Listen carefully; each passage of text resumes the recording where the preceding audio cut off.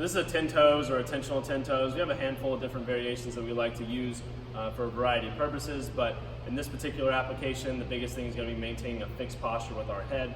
The idea here is maybe you want to put something on the net or the wall that you're throwing to, or you just have something that you're focusing on, whether that's letters on the chest or a letter on the chest, or something really just to kind of fix your head to. It's really important. I think it becomes particularly relevant because we do a lot of plyo balls and weighted baseball throws in kind of the modern baseball culture. And with that, if we're throwing into a fence or a wall or a net that's 10 or 15 feet away, there's not really anything to look at. We're kind of just throwing it out into cyberspace.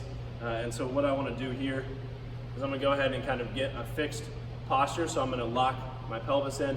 Yes, there's going to be some rotation of it, but that's just kind of an afterthought, creating tension through, rather than actively kind of pushing motion through our pelvis. We're really trying to derive motion just from our arm and isolating our arm, but also isolating the fixed posture of our head here. So essentially working on how our shoulder rotates around kind of the center axis and how our head is able to maintain that fixed posture.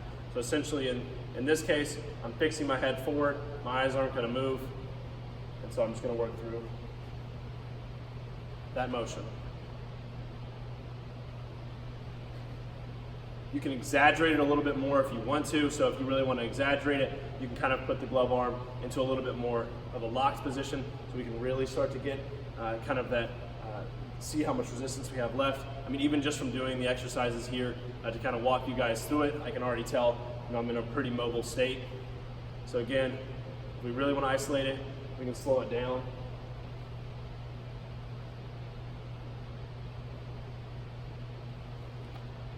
But you should find yourself really able to being able to just hold that position, no problems, just screwing that front shoulder in and not really having any resistance. Because what a lot of guys will notice is when they start doing this drill, they're going like this and they'll start really having to strain.